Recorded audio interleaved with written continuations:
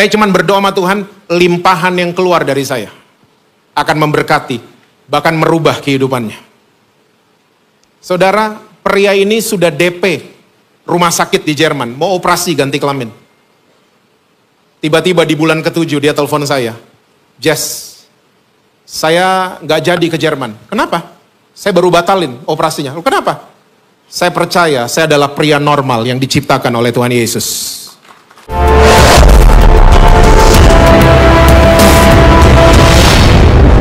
Kami sangat mengucap syukur untuk yang sudah terjadi, yang sedang terjadi, dan yang akan terjadi.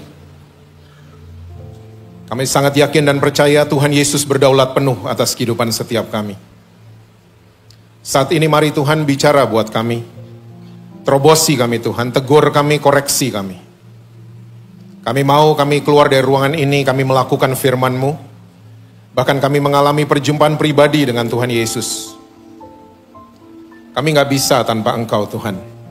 Kami perlu dituntun oleh firman-Mu. Kami perlu berjalan dengan sahabat kami setiap hari, yaitu Engkau sendiri. Mari Roh Kudus ambil alih. Pimpin setiap kami kepada segala kebenaran-Mu. Kami siap mendengar saat ini hanya di dalam satu nama yang berkuasa, yaitu nama Tuhan Yesus Kristus. Amin. Amin. Silakan duduk saudara. Saudara mau berdiri juga boleh. Boleh tepuk tangan buat tim praise and worship kita. Shalom saudara-saudara. Apa kabar semuanya? Semua masih baca Alkitab? Masih percaya Yesus? Jangan sampai enggak itu ya. Kalau saudara senang judul khotbah saya pagi hari ini adalah valuable. Oke? Kita akan lihat Alkitab kita bersama-sama dalam kitab Yohanes pasal yang ke-10. Ayatnya yang ke-10. Yohanes pasalnya yang ke-10. Ayatnya yang ke-10 Alkitab bilang begini. Pencuri datang hanya untuk mencuri dan membunuh dan membinasakan. Aku datang supaya mereka mempunyai hidup dan mempunyainya dalam segala kelimpahan. Jelas Yesus katakan buat kita semua bahwa pencuri datang, kerjaannya adalah mencuri, membunuh, dan membinasakan. Tapi Yesus tegaskan buat saudara dan saya, buat kita semua, aku datang supaya kamu mempunyai hidup dan mempunyainya dalam segala kelimpahan. Nah, saya mau yakinkan saudara-saudara semua pada pagi hari ini, percayalah, iblis gak akan bisa pernah bunuh saudara dan saya. Setuju saudara? Wah, masih roaming kayaknya nih. Saudara jangan percaya yang di film-film horor itu bisa terjadi. Ya, ada pisau terbang sendiri dari dapur, ya lalu bunuh manusia. Jangan terlalu percaya sama film-film horor. Karena sekali lagi saya mau tegaskan buat saudara, setan gak akan pernah bisa bunuh saudara dan saya. Nah, pertanyaannya sekarang adalah, kalau begitu, apa yang dicuri, apa yang dibunuh, apa yang dibinasakan sama iblis? Saya percaya semua saudara yang hadir pada pagi hari ini sudah pada tahu. Pencuri kalau masuk ke sebuah rumah, pasti pencuri itu punya target. Dan kalau saudara tahu, biasanya target utama pencuri itu apa saudara? Pernah baca berita ada pencuri masuk ke sebuah rumah cuma numpang masak Indomie, ada? Pencuri masuk ke sebuah rumah cuma ambil sendal jepit, nggak ada. Target utama pencuri selalu adalah barang-barang yang berharga, valuable. Itu menjadi target utama daripada pencuri, ya perhiasan, uang, barang-barang elektronik dan lain sebagainya. Itu akan menjadi target utamanya pencuri. Nah, pagi hari ini kita harus mulai bertanya sama diri kita masing-masing. Ya, selama ini yang paling berharga buat saya itu apa? Karena banyak orang Kristen saya suka ketemu dan saya tanya, yang paling berharga buat kamu itu apa? Oh, karir saya, Pak. Yang berharga buat kamu apa? Oh, usaha saya, Pak. Yang berharga buat kamu itu apa? Oh, pelayanan saya, Pak. Dan seterusnya. Nah, saya mau yakinkan saudara-saudara semua, sebenarnya yang paling berharga buat saudara dan saya adalah anugerah daripada Tuhan Yesus. Roaming kan? Kita nggak pernah merasa ini paling berharga. Makanya ini yang paling cepat dibinasakan sama iblis. Ya, kita nggak pernah merasa bahwa kasih karunia Tuhan itu adalah hal yang paling berharga buat saya. Saudara sadar nggak? Sumber, yaitu Tuhan kita, dia nggak pernah salah. Sadar saudara? Yang selalu salah adalah reaksi kita. Misalnya, saya taruh 2 gelas di depan saudara-saudara. 1 gelas saya isi air panas, 1 gelas saya isi air dingin. Lalu dua-duanya saya tuangin kopi kapal api. Lalu saya tawarin buat saudara-saudara. Saudara akan pilih gelas yang isinya air apa, saudara? Saudara mau pilih dingin nggak apa-apa juga. Tapi can you see? Sumbernya sama loh, kopi kapal api. Tapi karena reaksi airnya berbeda, limpahan yang keluar jadi berbeda juga. Seringkali kita nih nggak satu frekuensi sama kasih karunia Tuhan. Makanya limpahan yang keluar tidak memberkati kehidupan orang lain. Tidak mengubah keluarga kita. Kita tiba-tiba di rumah jadi kayak paling ngerti firman, ya, merasa paling kudus, merasa paling benar sejagat raya. Kita hakimi keluarga kita hakimi kakak kita, adik kita, dan seterusnya. Waktu belief system kita salah, akhirnya reaksi kita itu jadi salah. Seringkali kita sama Tuhan ini nggak hot kita sama Tuhan. Nggak satu frekuensi. Ya, nggak satu jalur kita sama Tuhan. Makanya reaksi kita akhirnya tidak memberkati kehidupan orang lain. Kita terlalu dingin sama Tuhan. Saya percaya kalau kita panas sama Tuhan, ya, nggak usah banyak ngomong. Tapi reaksi kita akan memberkati keluarga kita, memberkati orang lain, dan seterusnya. Amin, saudara-saudara. Saya ngelihat kekristenan itu mirip banget sama liga sepak bola. Saya nonton Liga Inggris, Liga Italia, and little bit of Spain. Spanyol. Liga sepak bola, waktu baru mau mulai, semua klub, semua kesebelasan, punya niat apa saudara? Mau jadi juara. Waktu baru mau mulai. Tapi waktu Liga sepak bola sudah setengah jalan, ya, biasanya satu klasmen tersebut mulai terbagi jadi 3 kelas. Karena nilainya mulai beda-beda. Papan atas, papan tengah, papan bawah. Liga sepak bola. Kesebelasan di papan atas, niatnya tetap sama, mau jadi juara. Tapi fokusnya mereka berbeda. Fokusnya mereka, kita mau jadi juara supaya kita bisa lolos ke liga yang lebih besar. Bukan satu negara, tapi satu benua. Oke? Lalu kesebelasan di papan tengah, niatnya masih sama, pengen juara. Tapi fokusnya mereka udah beda. Fokusnya mereka begini, supaya kita nggak turun ke papan bawah, bertahan aja di sini. Makanya saudara kalau nonton sepak bola yang main papan tengah, itu nyebelin banget. 0-0 peluk-pelukan. 0-0, wah kayak ada apa gitu. Selebrasinya luar, padahal cuman seri. Oke? Lalu papan bawah, masih sama. Niatnya masih sama. Pengen jadi juara. Makanya suka ada keajaiban. Papan bawah sekali-kali ngalahin papan atas. Suka ada keajaiban. Tapi walaupun niat mereka tetap jadi juara, fokusnya mereka beda. Fokusnya mereka, kita mau menang supaya kita tidak turun ke seri B. Kita tidak degradasi. Nah, orang Kristen itu persis sama liga sepak bola. Persis banget. Orang Kristen kalau baru dikhotbahin hari Minggu, Senin semua mau jadi juara. Semua mau menang hidupnya.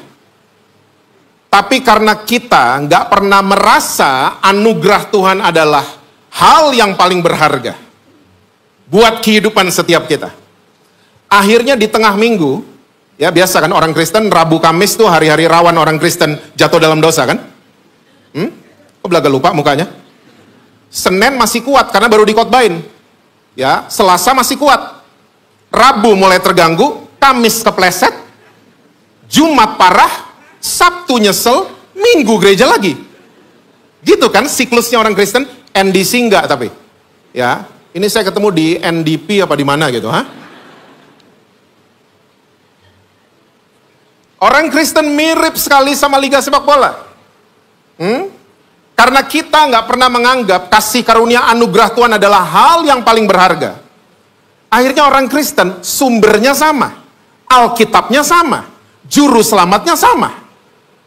Tapi kualitas orang Kristen persis kayak Liga Sepak Bola. Ada papan atas, papan tengah, papan bawah.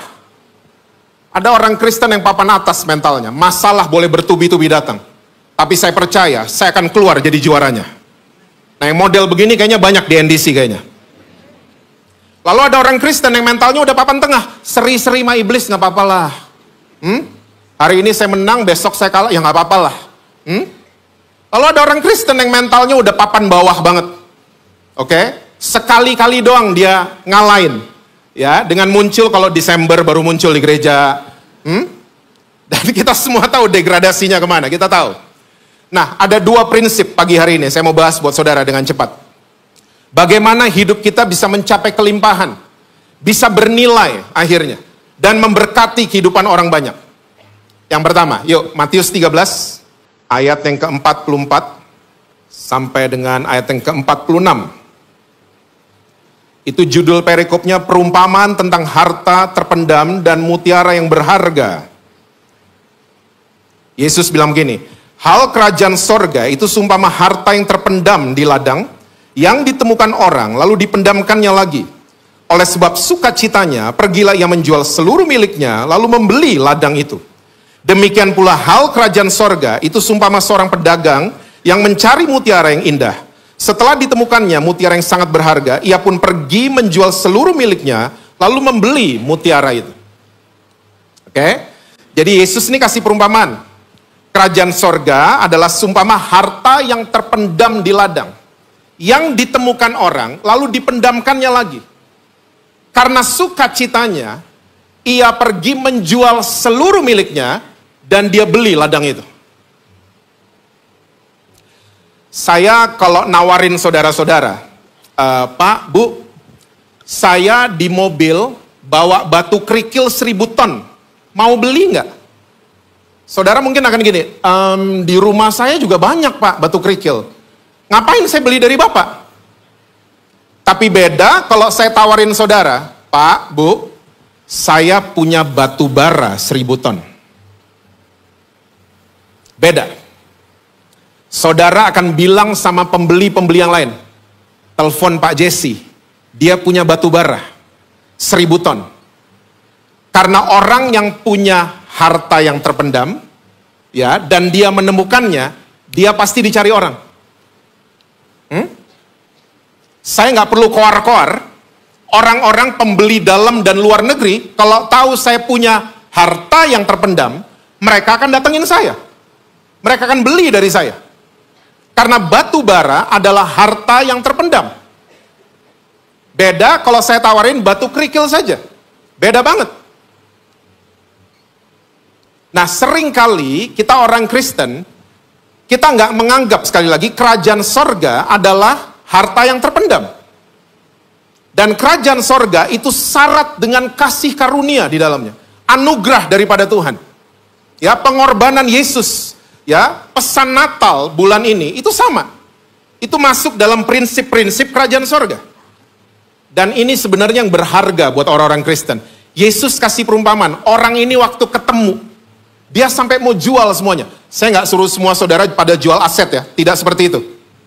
Tapi orang yang menemukan, ya, damai sejahtera, menemukan kerajaan sorga, dia biasanya akan jual semua kedagingan. Dia akan jual. Semua kelemahannya dia akan coba perbaiki. Karena dia menemukan sesuatu yang paling berharga. Sesuatu yang valuable. Dia ketemu. Saudara kalau lihat uang 2000 perak jatuh di jalan, kira-kira saudara gimana? Biasanya yang saya amati biasanya begini. Duit siapa tuh? Biasanya kita cuma begitu. Tapi saya mau bertanya sama saudara, kalau saudara ketemu 100 US dollar di tempat sampah, saudara ambil nggak? Nanya-nanya nggak? Duit siapa tuh? Nanya-nanya nggak? Saudara ketemu 100 US dollar di bawah kotoran binatang. Saudara ambil nggak? Saya ambil. Saya ambil, cuci, beres sudah, masalah. Kenapa kita gitu sama 100 US dollar? Karena 100 US dollar, walaupun dia desainnya jelek, desain uangnya jelek loh. Warnanya abu-abu doff gitu, terus foto model di tengahnya nggak banget kan? Rambutnya gondrong, atasnya botak. Aduh, nggak banget. Tapi walaupun penampilannya jelek, tapi nilainya tinggi. Makanya dia ada dimanapun orang ngejar dia. Saudara, saya mau katakan buat saudara, jangan suka mengejar hal yang lagi datang. Buat apa? Tugas saudara dan saya adalah mengejar nilai kerajaan sorga dan kebenarannya, itu upgrade dalam hidup kita. Nanti lihat, semua yang luar biasa akan datengin saudara. Amin, saudara-saudara. Jangan suka mengejar hal yang lagi datang. Percuma. Ya, tugas kita adalah upgrade nilai kerajaan sorga dan kebenarannya. Saya percaya semua yang luar biasa akan on the way kehidupan saudara. Mungkin saudara lagi dalam keadaan yang tidak enak hari ini. Saudara lagi merasa saya lagi di tempat sampah. 2024 tahun sampah banget. Saya diinjek orang, saya ditipu orang. Saya terus struggling dalam dosa saya, dalam kelemahan saya. Jalan keluarnya cuma satu. Naikkan nilai kerajaan sorga dan kebenarannya. Ya, nggak usah nyalain siapa-siapa. Naikkan nilai itu semua. Karena Tuhan nggak peduli posisi saudara ada di mana. Mungkin saudara lagi ada di tempat sampah dan lain sebagainya. Tapi saya percaya hal yang luar biasa akan datengin saudara. Tepat pada waktunya. Amin, saudara-saudara. Ini prinsip yang pertama. Gimana caranya kita bisa mencapai kelimpahan apa yang Yesus janjikan. Lalu yang kedua, Kolose pasal yang kedua. Kolose pasal yang kedua, ayat yang kedua.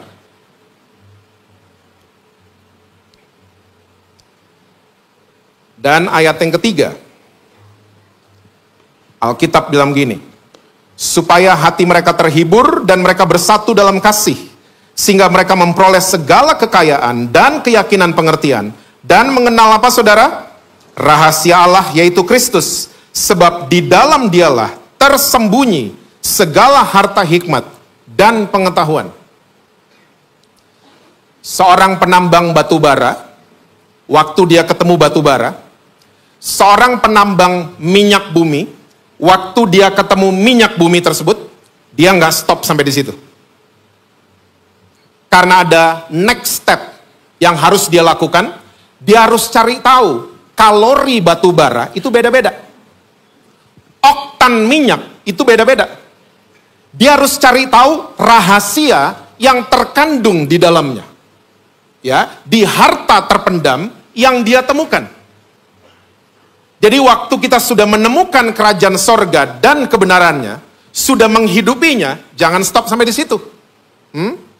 Kita harus cari tahu, prinsip yang kedua, rahasia kerajaan sorga.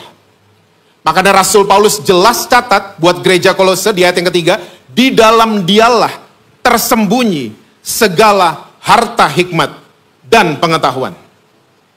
Wow. Saya mau tanya sama saudara. Orang yang tahu banyak rahasia, biasanya dia siapa? Dia orang yang jauh sama kita? Tidak, dia orang yang dekat sama kita dan orang ini bisa dipercaya. Tuhan juga sama. Tuhan akan beberin rahasia kerajaannya sama anak-anaknya yang dekat sama dia dan anak-anak ini bisa dipercaya sama dia. Make sense? Kita mulai dari orang yang dekat dulu ya. Saudara mesti tahu begini, Tuhan itu punya dua intuisi. Pikiran dan perasaan. Dan dua-duanya ini kuat di pribadinya Tuhan. Makanya waktu Tuhan ciptain manusia, dibagi dua.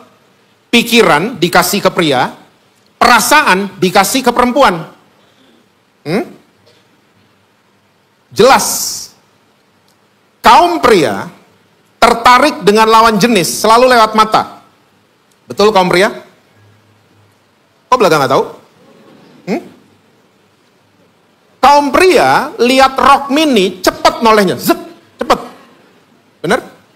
Wah, masih belaga nggak tahu nih sebelah sini. Saya pindah aja sini. Kaum pria gitu kan? Nah, kaum wanita beda. Kaum wanita tertarik dengan lawan jenis selalu lewat telinga, bukan lewat mata. Makanya kaum wanita lihat pria pakai rok mini semini apapun, nggak tertarik. Geli malah mereka. Nah, kaum wanita tertarik dengan lawan jenis lewat telinga. Makanya banyak kaum wanita yang jatuh dalam dosa karena ketipu. Dari Taman Eden kan? Makan aja, nanti jadi kayak Tuhan. Ketipu. Sampai sekarang juga sama. Saya masih single, padahal cucunya so-4. Ketipu. Nah, buat saudara-saudara yang mau ngajarin anak-anak saudara berpacaran. Ya. Pacaran agendanya adalah ngobrol. Di tempat rame, terang dan banyak CCTV-nya. Setuju? Berat nih kayaknya, ha? Saya nggak akan pernah lupa my daughter.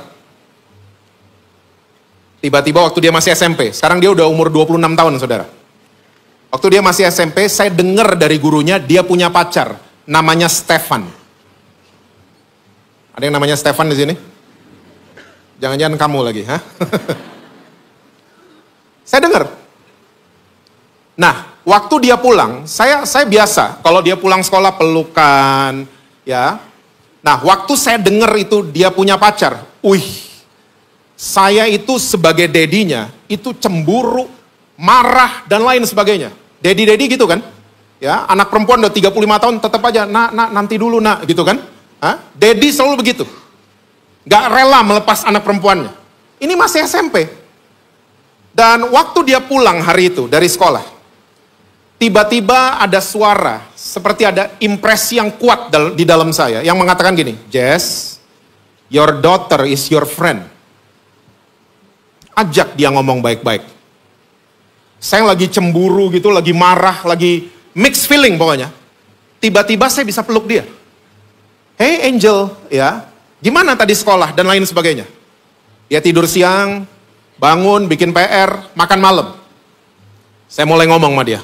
Pelan-pelan saya ngomong. Angel, Stefan tuh siapa?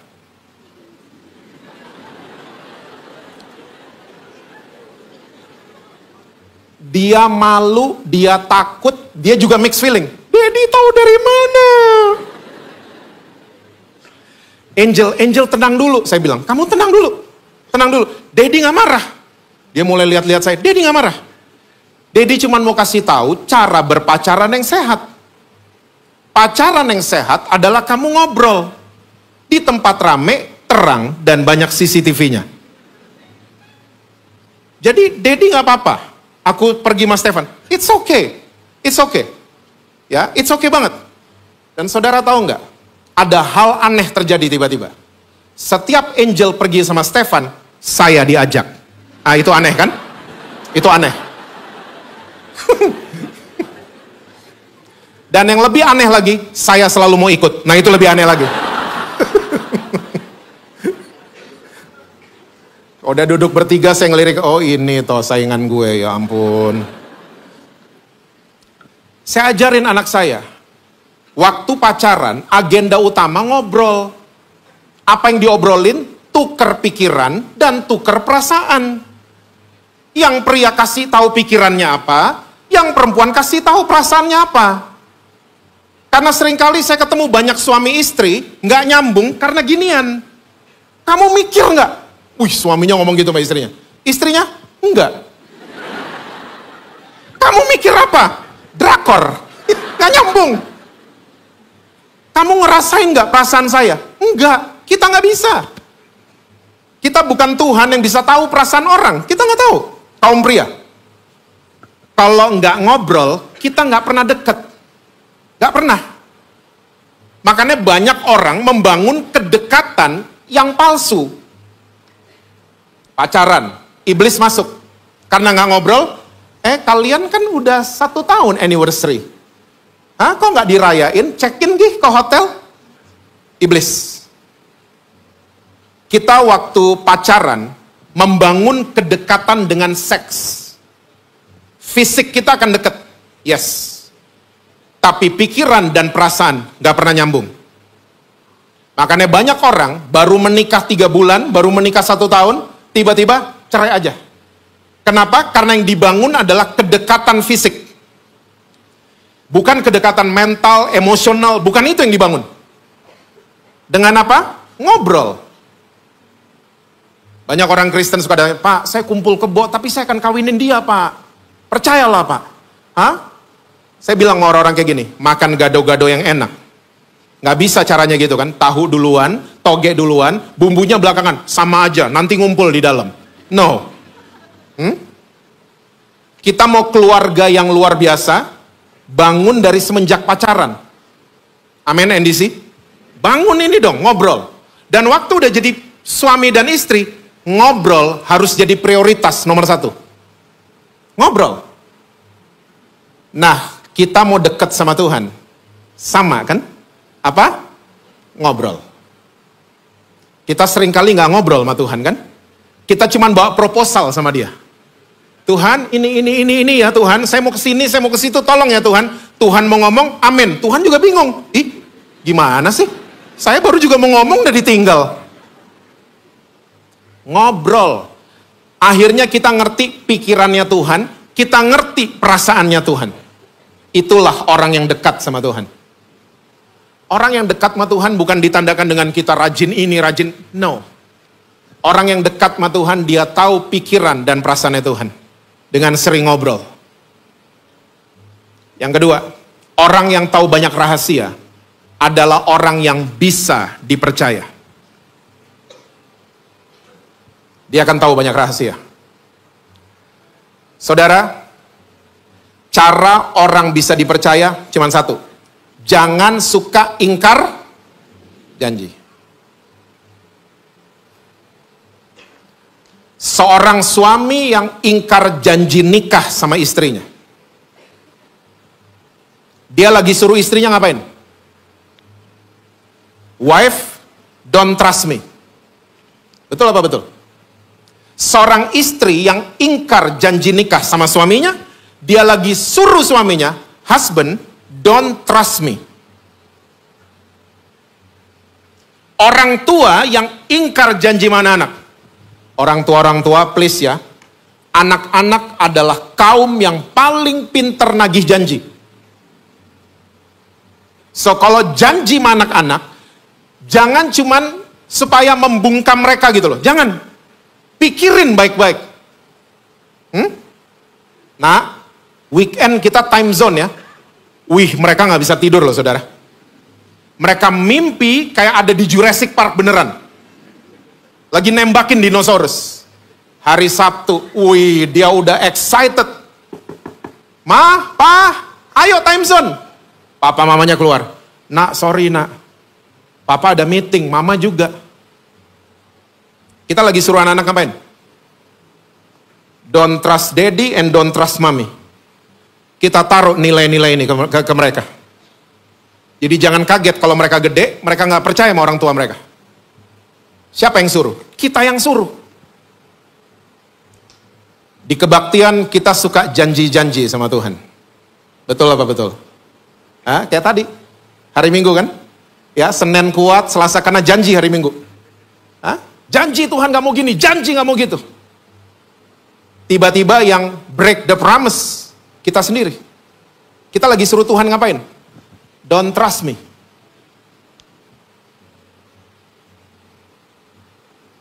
Saudara kalau bikin janji sama orang, saudara gak bisa tepati. Kasih tahu orangnya. Setuju? Kasih tahu. Kredit card gak bisa bayar, orang banknya telepon. Jangan bilang sama ART di rumah, bilang saya gak ada. Angkat teleponnya. Orang banknya mau marah-marah, it's okay. Yang penting kita benar di mata Tuhan. Janji sama orang, jangan ngilang. WhatsApp gak dibales. Kenapa gak bales? Ketelen. Gimana sih WhatsApp ketelen tuh? Ketelen gitu, Kasih tahu. Kalau nggak bisa penuhin janji, kasih tahu. Ini akan menentukan saudara bisa jadi orang yang bisa dipercaya atau tidak. Fulfill your promise. Tepati janji. Sama siapapun. Kalau nggak bisa, kasih tahu. Saya percaya saudara, waktu kita mulai menjalani prinsip-prinsip, nilai-nilai kerajaan sorga, bahwa cuman kasih karunia Tuhan yang paling berharga. Saya percaya hidup yang penuh dengan kelimpahan itu akan terjadi dalam hidup saudara. Limpahan yang keluar itu akan memberkati kehidupan orang lain. Memberkati keluarga saudara. Ya, saya hari ini, tipe konseling saya, itu bukan guruin orang. Bukan. Saya cuman temenin. Ya, pendampingan. Saya ngelihat banyak orang berubah, saudara. Banyak orang berubah. Saya nggak akan pernah lupa. Ya, saya duduk sama seseorang pria yang bentuknya udah kayak ibu-ibu, saudara. Dia pria. Ya, selama 7 bulan saya makan hati. Kenapa? Dia kalau ketemu saya maunya di mall. Dan waktu ketemu suaranya gede banget. Halo beb, kita makan di mana beb? Semua nggak ada yang liatin dia, semua liatin saya. Itu pacarnya tuh. Saya nggak pernah bilang, yuk hari ini kita bahas Matius 7 ya. Nggak pernah. Saya cuman dampingin dia. Saya cuman berdoa sama Tuhan, limpahan yang keluar dari saya akan memberkati, bahkan merubah kehidupannya. Saudara, pria ini sudah DP rumah sakit di Jerman, mau operasi ganti kelamin. Tiba-tiba di bulan ke-7 dia telepon saya, Jess, saya nggak jadi ke Jerman. Kenapa? Saya baru batalin operasinya. Kenapa? Saya percaya saya adalah pria normal yang diciptakan oleh Tuhan Yesus. Orang-orang tanya, what did you do? Hah? Diajakin doa puasa kah? Diajakin ini kah? Diajakin? Enggak. Saya cuman pendampingan. Bukan dipacarin ya, tolong garis bawain. Tolong. Hah? Saya temenin dia. Karena dari awal saya bilang sama dia, bro, gimana ya manggilnya? Kita temenan hari ini ya. Ini yang menjadi ide podcast saya, namanya temenan. Kita harus relate. Kalau enggak kita akan terus menghakimi orang. So ternyata enggak cuman dia aja. Banyak kesini-kesini. Orang-orang yang cuman saya temenin. Tiba-tiba mereka merubah sendiri. Nah itu akhirnya saya ketemu rumus. Tugas kita menerima. Nanti Tuhan yang merubah orang tersebut. Amin saudara. Keluarga saudara mungkin. Ya, dan lain sebagainya. Gak usah dikotbah-kotbahin. Temenin. Kasih lihat kasih Kristus ke dia. Kasih lihat. Bukan lewat ini jari kita nunjuk-nunjuk dia, enggak. Saya percaya janji firman Tuhan itu akan digenapi. 1 orang selamat, seisi rumah saudara, Tuhan akan selamatkan. Amin saudara-saudara. Tuhan berkati saudara-saudara semua. Selalu sukses, harmonis di rumah, dan rekening bank selalu penuh buat saudara. Kenceng banget kalau gitu-gitu, amin. Merry Christmas to all of you. Pastor, please.